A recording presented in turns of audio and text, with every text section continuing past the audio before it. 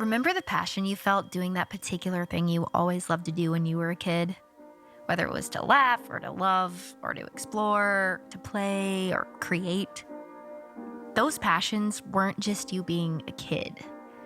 They were gifts of clarity. They're the desires of your heart authentically expressed.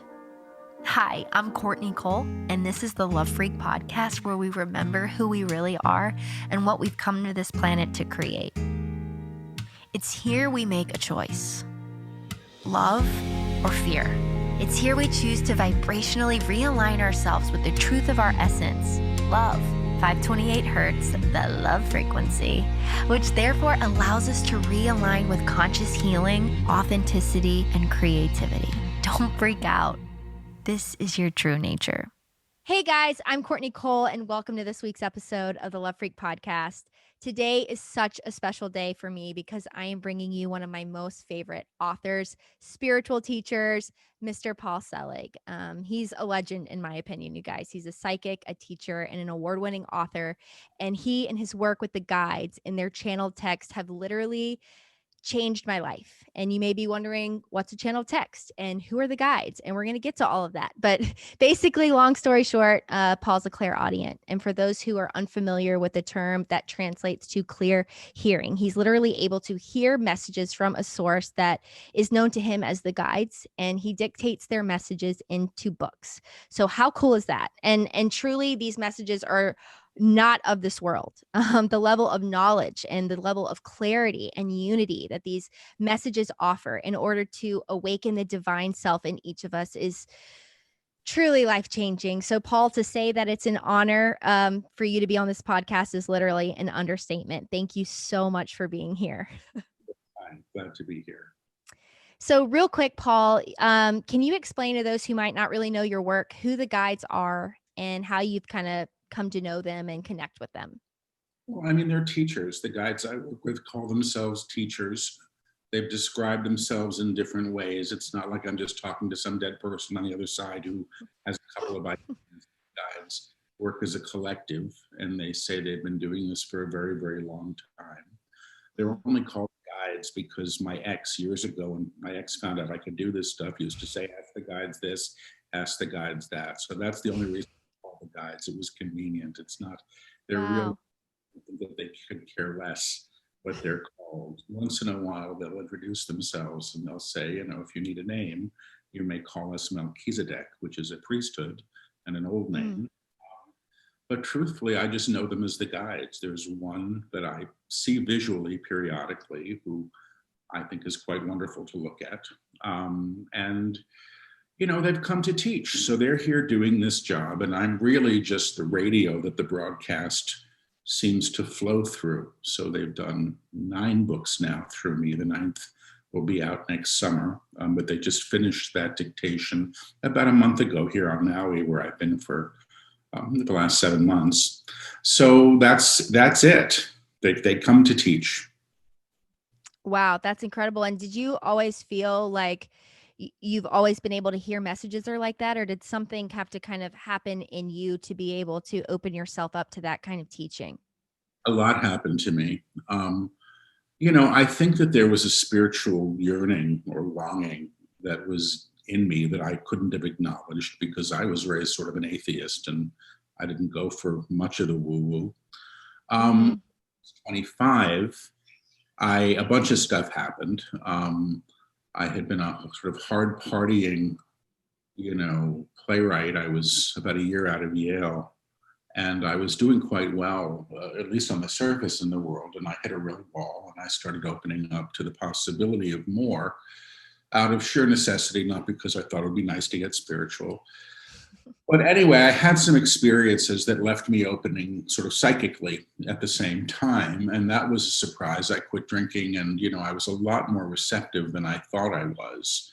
I was almost a live wire for stuff. And I had been, in retrospect, probably self-medicating that level of sensitivity. I studied a form of energy healing after a few years of this to get a context for what I was, you know, learning and going through. And I was volunteering at a center for people that were living with life-challenging illnesses, doing energy work, as I had been taught. And I found that when I had my hands on people's bodies, I started to get messages for them. So everything, when it would pan out, when I would say, "Who's Aunt Alice?" And they'd say, "Well, my Aunt Alice is, living in my apartment and she's a pain in the ass. She's driving me crazy." Once I would get the verification again and again and again, I just began to trust it. And I think what I was doing was, tuning into a station as a radio that was bringing me information to help other people. So this stuff has primarily always come in service to others more so than to myself. But that was the beginning. And then I held a group that met in my apartment in New York City for about 18 years. People would come once a week. I'd set up some chairs. I'd listen. The energy would come through because the guides were always working with energy in very direct and palpable ways. And that went on until they started delivering the whole books through me. And there was a point in around, I guess it was 2008, where they actually began to lecture through me, which was new. And that actually came after I quit smoking. I'd been a heavy cigarette smoker up until then. And once that was out, I was even more wide open. So it's been a process of opening and refining, and I suppose developing the skill, because in some ways I think of this as a skill, and the refinement seems to be the ability to hold the station in order to, unimpeded, which is really Wow. I really like that in that, or that image of holding a station. It really is all about frequency, which is what you talk about, and being able to kind of keep yourself receptive to that. And this is the Love Freq podcast. I'm all about frequency. I'm all about love. This whole podcast is inspired by the love frequency, which is 528 hertz. The whole concept of frequency is the foundation of everything. And is that something that kind of the guides pointed out to you, or did you always kind of know, were you always kind of like a science guy to be like, oh, okay, frequency. Yeah, this makes sense of how it kind of comes through? No, not at all. The guides don't speak about science through me. And I think partially because I don't have a vocabulary for it. When the guides speak about things that might fall under that heading, they tend to speak in musical terms. They speak of octaves as opposed to dimensions. And they say that an octave is comprised of low and high notes, and that everything we experience on this plane is in tone, in vibration, in sound. But they speak of that in terms of the notes on the piano. Absolutely. The song can be sung in another octave up into infinity. So we're used to this one here, which is the reality that we confirm collectively. But that as we lift our vibration, we're in agreement or vibrational accord to the octaves that are above. And that's when all the real stuff starts to happen. That's so fascinating. And I relate to that so much. As a kid, like I'm a musician as well. And I record all my music in 528 hertz. Like I'm all about the healing and the frequency, whether that means anything or not. But science, I definitely would not consider myself a science buff at all, but I've always been interested in quantum physics when it comes to frequency, because scientifically we know that at the very fundamental level of nature is the atom, and it's vibrating, and when something's vibrating it has a frequency, and frequency is the rate at which something vibrates. So it's just, I'm a musician, so I really appreciate the way that the guides speak, especially in your most recent book, Alchemy, when you do use the musical terms. It makes so much sense. You talk about being in accord with everything around us in terms and resonance, and transposing into the higher octave. Yes. It's a pretty beautiful thing, in my opinion, to recognize such a scientific and a musical term like frequency, and see how it corresponds in the spiritual world. And I definitely see all of it when I in creating what we know as music. But it's neat to think that everything in this world is one big musical composition. It kind of gives me chills just thinking about it. Do you see a significance when it does come to music? Do you see a significance in like our standard tunings, like recording music in 528, or our standard tuning is 440 hertz? Do you see any significance or relevance in our music today? I mean, I don't, but only because I'm not it's nothing that I'm getting messages about and I'm not aware of. That's not to say that it's not doing wonderful things in the world. Sure. But they do tone through me periodically. There's Mm-hmm. times when there's just this big sound that comes out, this big sound. And when it happens, it seems to be happening with overtones. I'm not a singer, so it's sort of surprising that you can hear sort of this weaving of almost like musical tones. And when they do that with groups, they do that to attune and to lift the group. It's another way that they work when they work beyond language. So I'm certain that everything that you're exploring has a place in this. It's just not Mm-hmm. vocabulary that I would probably give it because I don't really have it. I don't know it.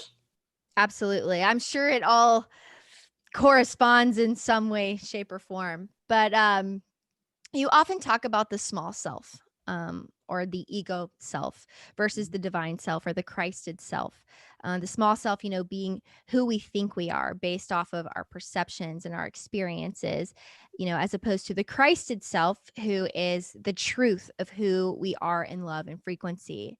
And I kind of grew up in the Christian world. You say you were more of an atheist. I grew up in the Christian world, and it felt very uncomfortable to me to think of myself as like the Christed self. It scared me in a sense of like the thought that, I'm going against God by saying that. But I'm starting to understand the message of Jesus kind of in a new way, and starting to realize that, I, or we as a collective, in fact, are not small, unless we allow ourselves really to be. And we possess this power that is the Christ.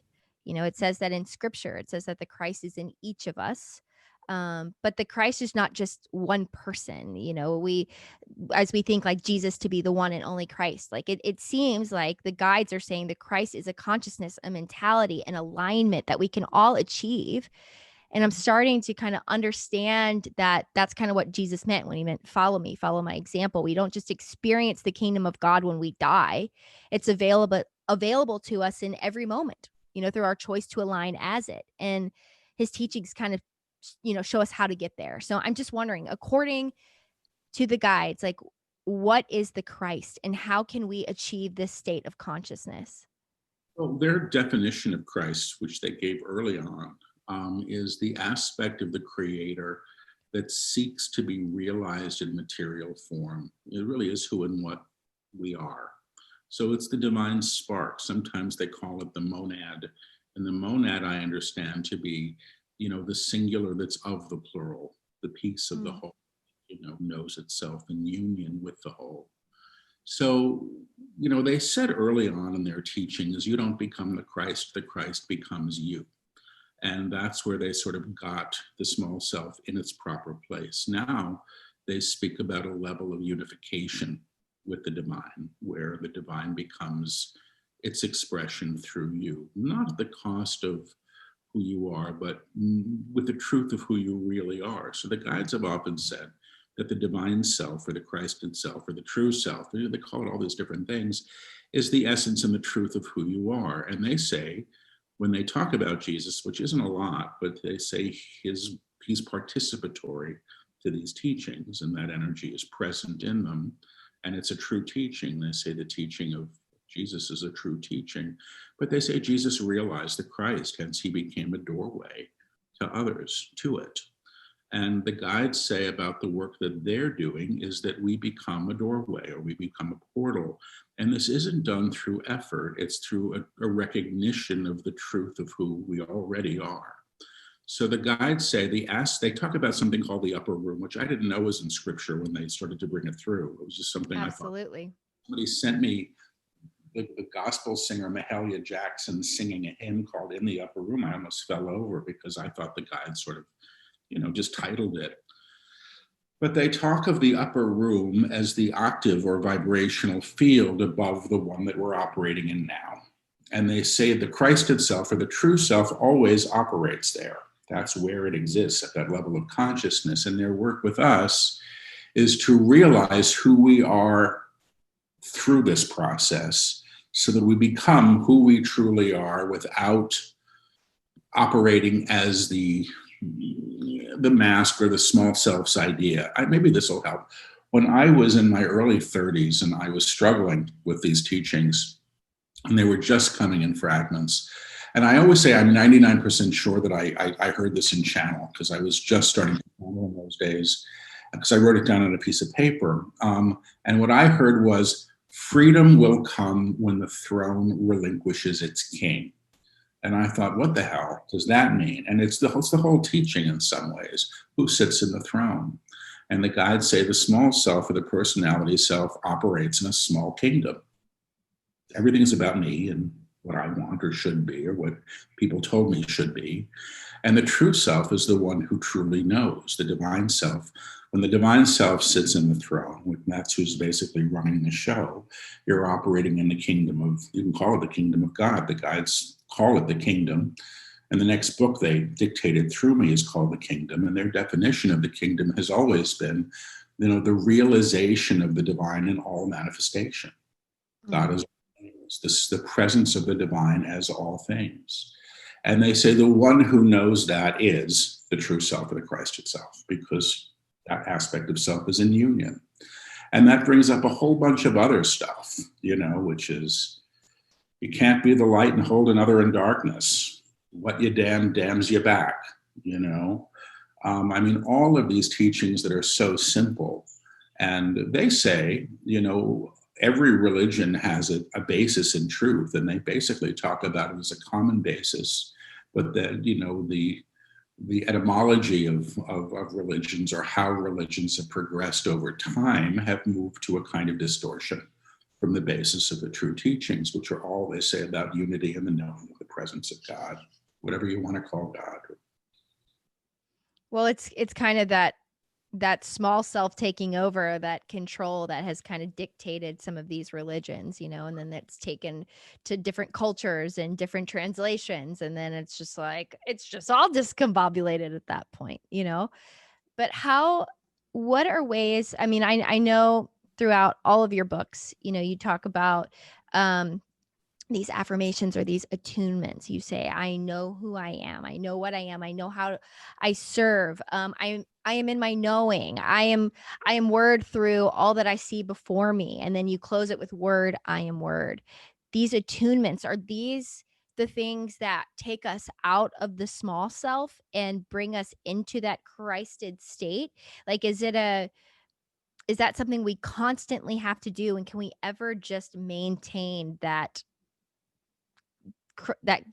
consciousness? Well, this is how they've said it before. The attunements are really, they call them statements of truth. And they say what is true is always true. So the claim, I know who I am, they say, is claimed by the true self, who knows who it is. Regardless, when I say, I don't know who the hell I am or what the hell I'm doing, the true self, the divine as you, does know. So at that level, it's always true. Who I am, identity, what I am, manifestation. The divine that has come as you, or me or anyone. And I know how I serve in truth just means how we're expressed as our true self. Now, my assistant, Dustin, who was on the road when we were able to travel, we were on the road a lot. And one day he said, do we always have to say this stuff? And it was a good question. The guide said, well, until you know it, until you know it. But once you know it, there's nothing to say. You're not needing the attunement anymore. You're actually already aligned. They say the realization of those attunements is the manifestation of them. And that's the claim that they work with, which they say is, I have come, I have come, I have come, which is the true self in its expression. The divine has come as you or anyone. So, I understand it as a process. I don't think I'm a spiritual teacher. I don't claim that. I really don't want to be. I have enough problems in the world. I'm not a guru. I have no interest whatsoever. I just want a good thing on Netflix at the end of the day, and I want my dog, who's being shipped to Maui now after 7 months of in New York City, with a sitter. So my needs are relatively basic and simple. And I'm not aspiring, but I am a student of this work. And I do trust the guides at this point. They're too consistent in what they're teaching. They've dictated now 9 books that don't require any editing. They're all spoken. There's no writing involved. The last bunch of them, I suppose the last 4, or more were dictated entirely in front of audiences, and it's kind of a remarkable thing when you think about it. But I like that because it helps me to trust it. I don't get to go back and say, well, that's a terrible paragraph, or I would have said it differently, or nobody's going to want to hear this and take it out. It's not my book. Right. And it's funny listening to, because I actually listen to everything on Audible because I'm a terrible reader. I fall asleep almost instantly when I read. But I listen to it on Audible, and it's just funny listening to it when, they come out and they say, well, Paul doesn't agree with this, or Paul's having a hard time with this.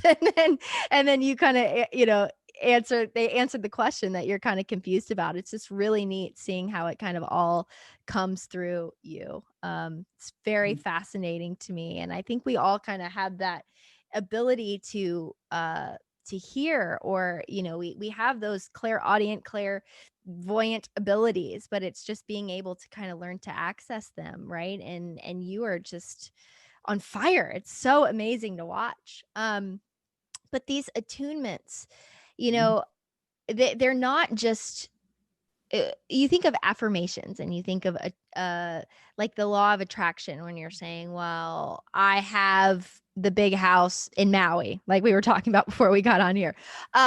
That's it's different than that. I always struggle with the law of attraction because it doesn't always feel like, it feels like we're treating God almost like a genie.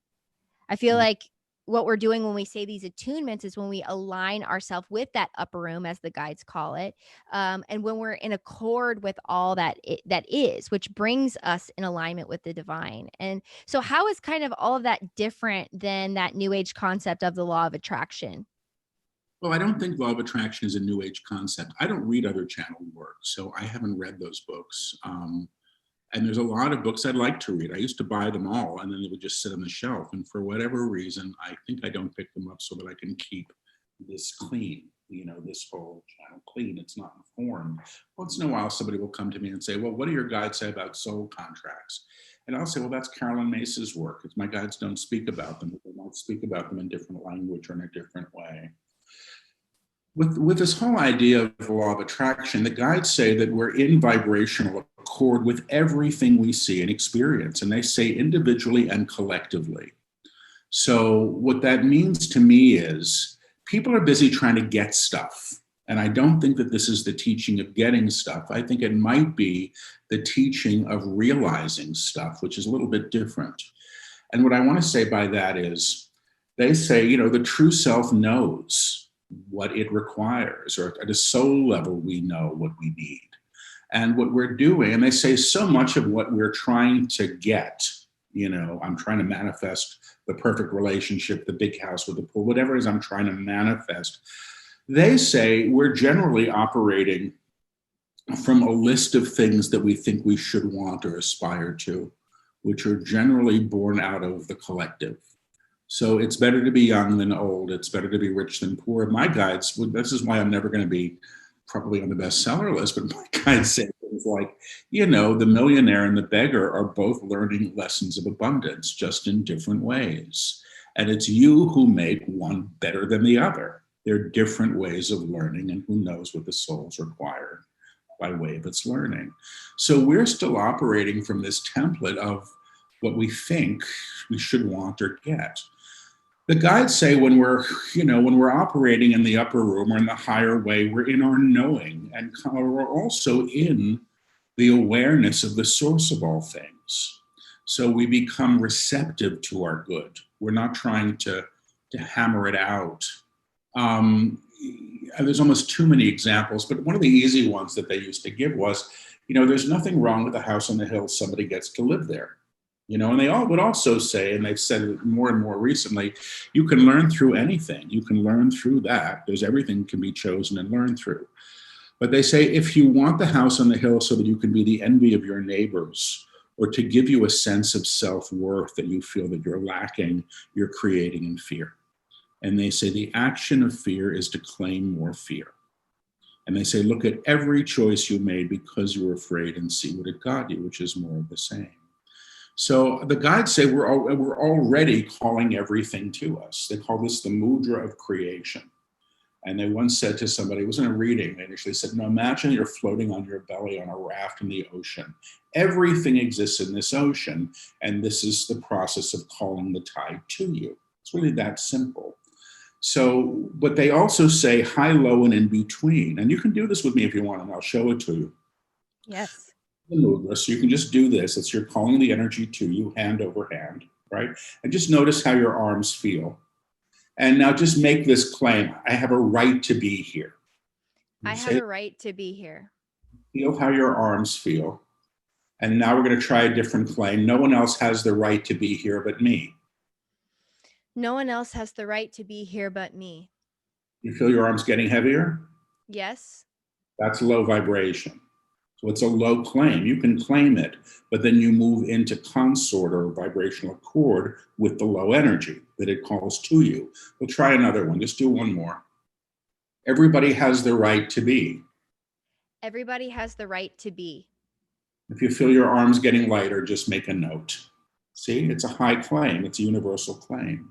So when the guides are teaching, and that's just sort of shows you that we're always getting stuff. We can make a low vibrational claim. You know, I'm going to get that person no matter what.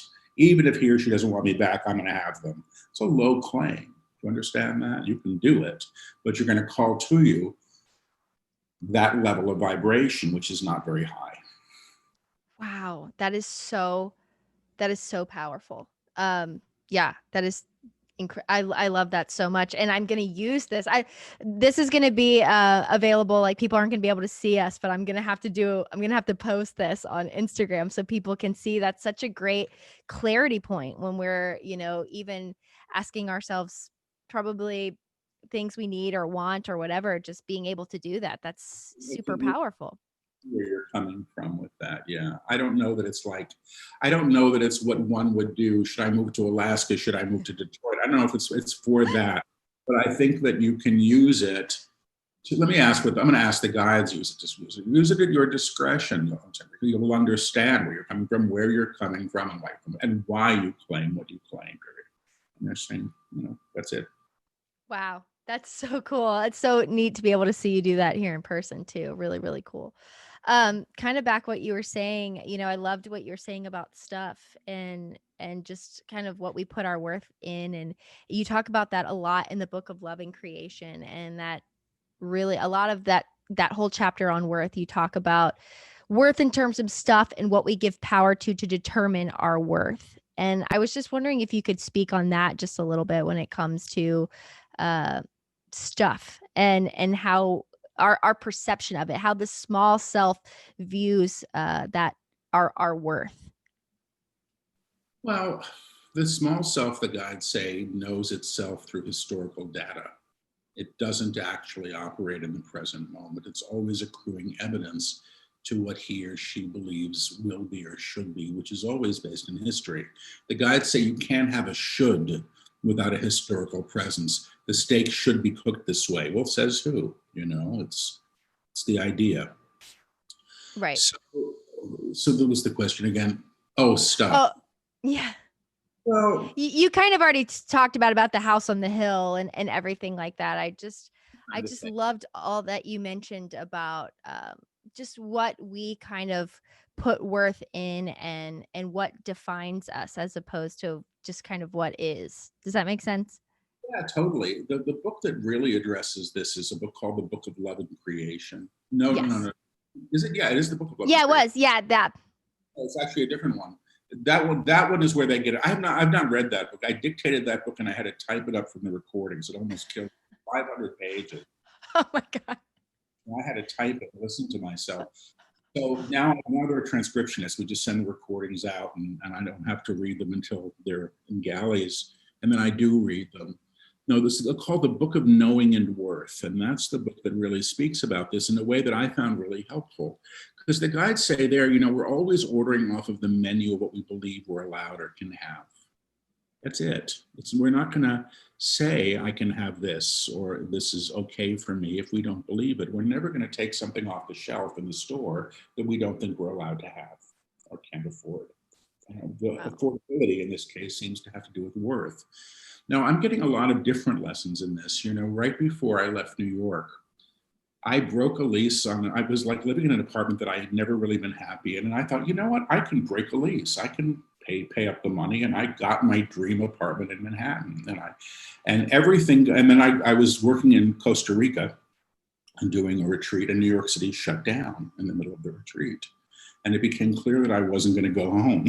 I haven't. I've not been home. I landed in Maui, where a friend found me a place to live. So I had this beautiful apartment waiting for me that I've actually never lived in for a night. You know, I've never been there. My stuff was there without me.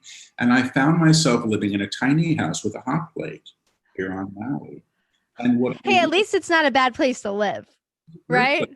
not a place I'd ever been and would have chosen to come to. It's where I just ended up where I was invited. But what I guess my lesson was, I gave away most of the stuff that I had. And I've been living out of a suitcase for 7 months. And I'm fine. You know, I didn't need all the stuff that I thought I needed so that I would be okay in the world.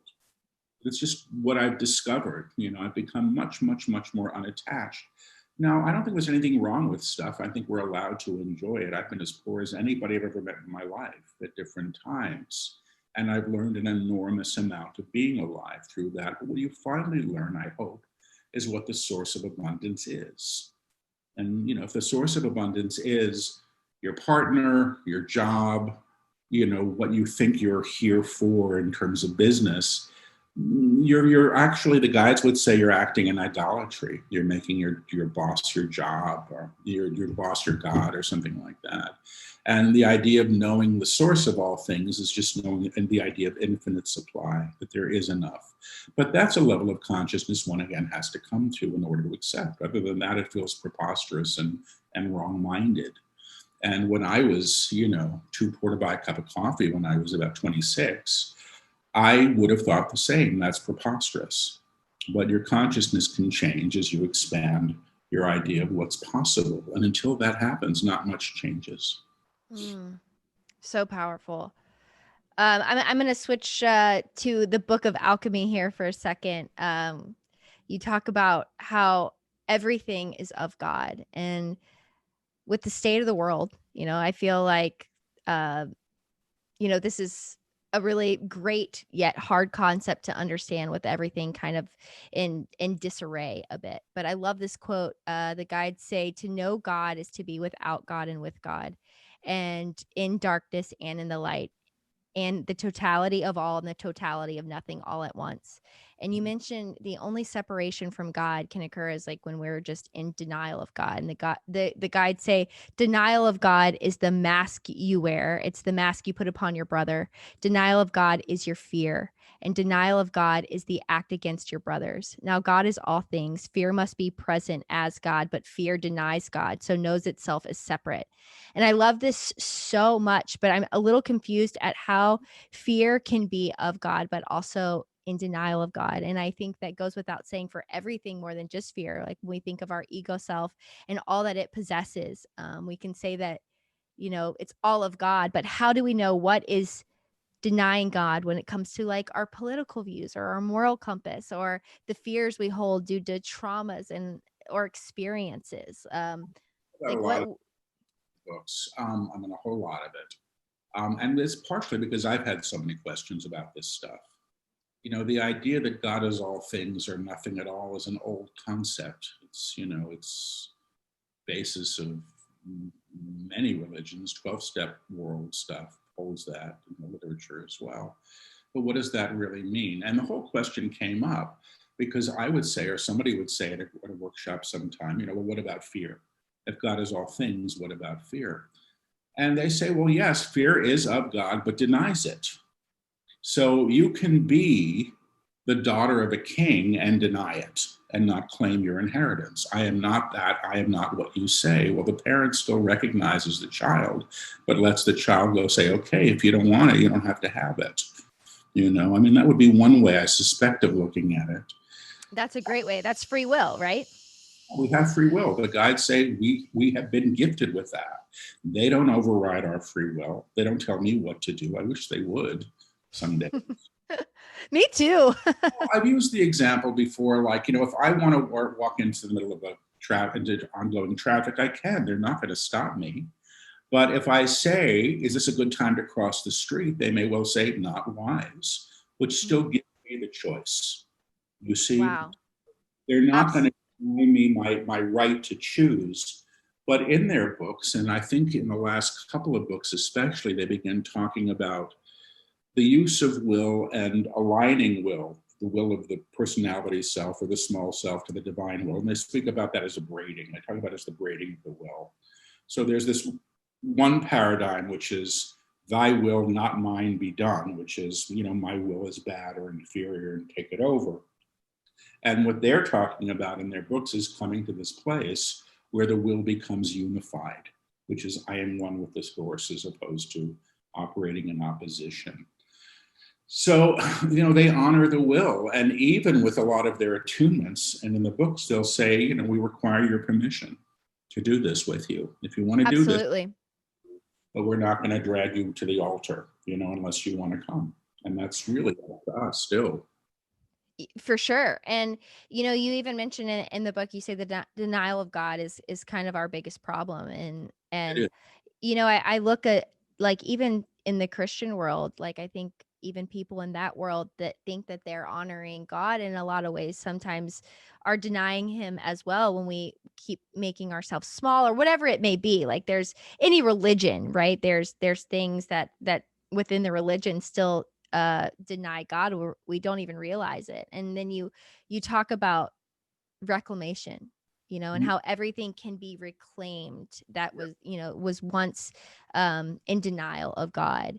And so how, when even if we're like unaware of something that we're denying God, we don't even realize it, whether it be self-worth. I mean, self-worth kind of puts that little lens over our eyes where it's like you can't really, you don't really know, like, oh gosh, I'm denying God because I don't know my worth. This is just what I learned growing up, So how can you take something like that and reclaim it as The guys have said, divine? the small self doesn't fix the small self. It's done its best. There's nothing wrong with the small self. It's part of who we are. We just mistake ourselves for the mask that we wear. That's the only problem there.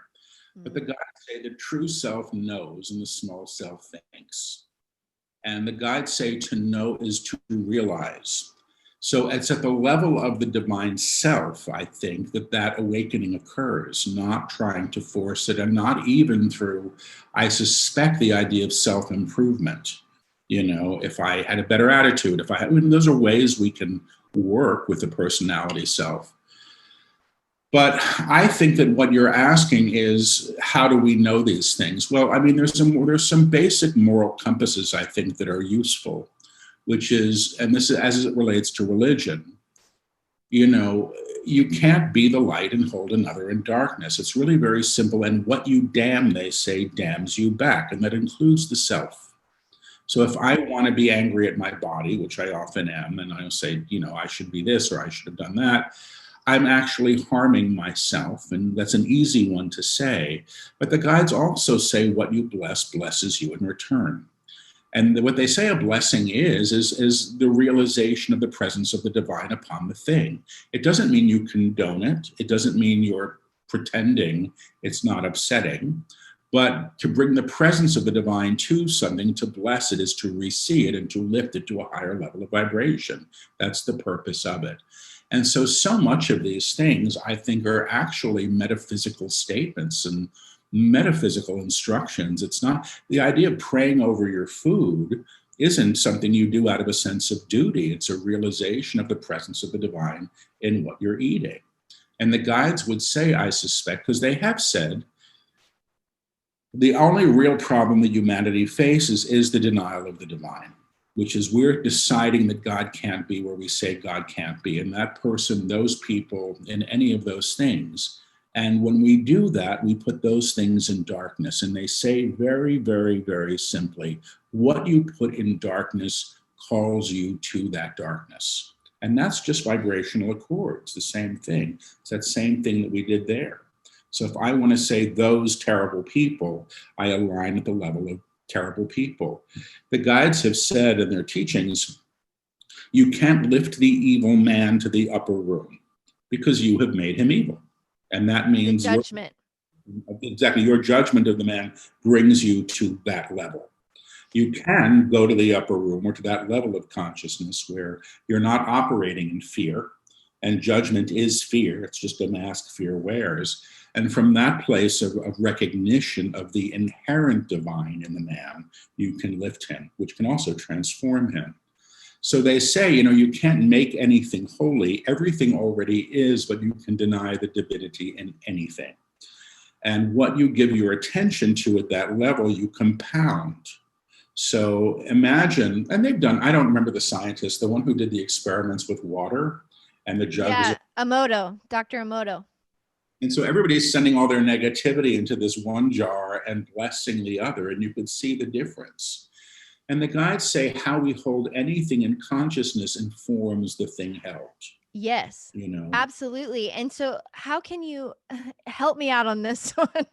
Because I don't know. I'm trying to think about the current state of our world and where we are with COVID and the election and the fear right now and the divisiveness and everything that's happening, and just trying to communicate with people that maybe we see eye to eye, we don't see eye to eye on certain things. Like, how do we reclaim something like COVID or the current state of the world? How do we look at that as divine? How do we become in accord?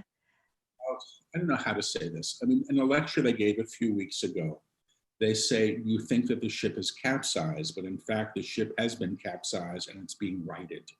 And the process we're in right now is of the ship being righted. What that means, if you ever saw the Poseidon Adventure, everything that was on the floor winds up on the ceiling. It's a mess as the thing is being righted, the thing is being transformed. If you look at the guides' books, they've been talking about this since the very beginning. And I Am the Word, which was dictated in 2009, they say humanity is at a time of reckoning, and a reckoning is a facing of oneself and all of one's creations. And they also talk about the role of the United States in this process and the choices that we had to move into a different model for leadership than we had been used to. We've been operating as the conqueror. And they had said at that time, the survival of the country actually will have to do with our ability to become malleable to change. Now, if you go through the books, you can see that these messages are continuing. And in the last several books, they talked about everything that we basically trusted or believed would always be there suddenly being challenged, including social systems, economic systems, religious systems, political systems. I'm assuming medical systems as well, but I don't know if they call that one out.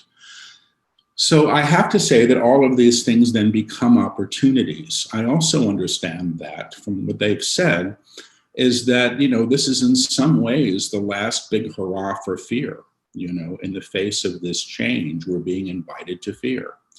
And the action of fear is to claim more of itself, always has been. And fear is the belief in separation from source. And they do say that we're moving towards unification or an awareness of our kinship, if nothing else, So how do you perceive God in these situations? I'm going to see if I can hear anything from them who would like to answer this. They're saying we would like to answer this. The true self knows itself beyond situation, knows itself beyond situation. The small self condemns. The small self condemns, decides what should be, fears outcome. Fears outcome and relishes fear, and relishes fear because it gives it opportunity to act upon it, and because it gives it opportunity to act upon it. Now, what we would suggest is when all things are seen, is that when all things are seen as products of consciousness and consequently changing consciousness, and consequently changing consciousness, you will see the level of agreement.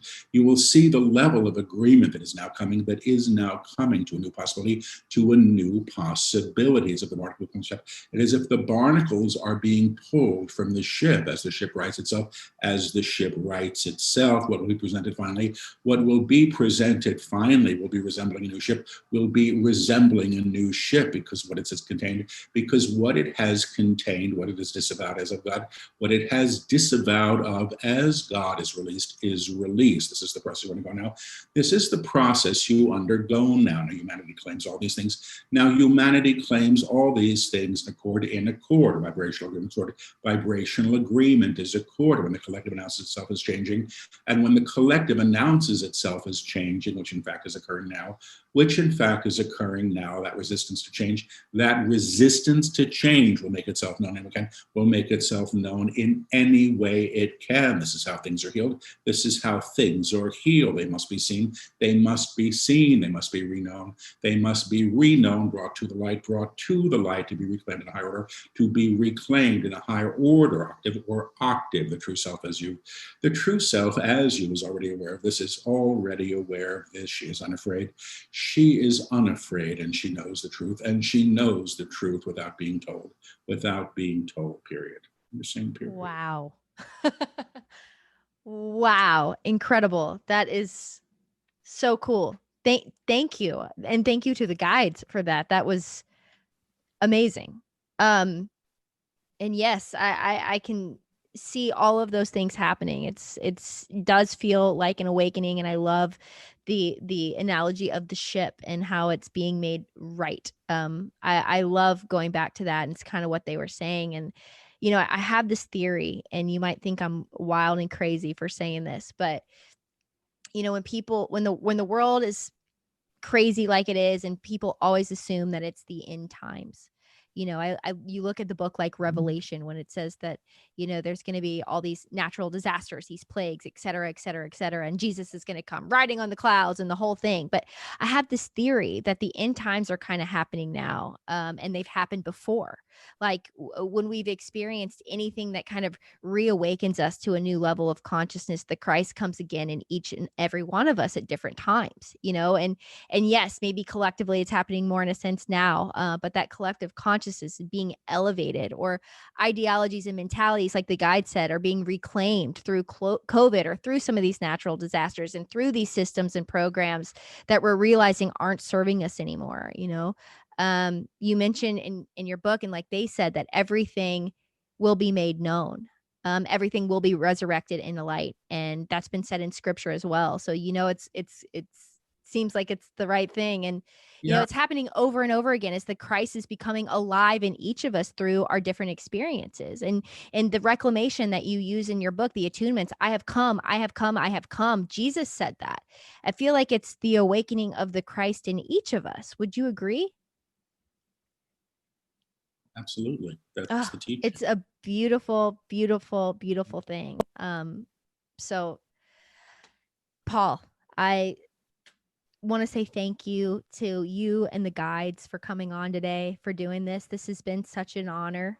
I'm so grateful, and I'm going to continue to do the work alongside with you through all your books, all your teachings. If you haven't checked out Paul's books, go buy them, download them, stream them. They're so important in this stage of evolution of consciousness, you guys. I can't reiterate that enough. The first book is called I Am the Word, and it will set the stage for you for kind of the others. But his latest book is called Alchemy, and it is just brilliant. Just brilliant. So if you like what you heard today, give Paul a follow on Instagram at paul.selig to learn more about him, more about what he's up to. And just thank you so much for tuning in today, guys. We're now available on Spotify, so that's exciting news. And if you'd like to support the podcast and all that the Love Freq is up to each week, you can do that by giving a donation. All you have to do is just click the link in the description, and it is so appreciated. So thanks again, guys, and we'll see you next week. Thank you so much for tuning into this week's episode of the Love Freq podcast. If you like what you heard, please subscribe. You can also follow me on Instagram at thelovefreq_. Don't forget, that's FREQ. Or to find out more information, you can go to www.thelovefreq.me. Look for a new episode every Tuesday.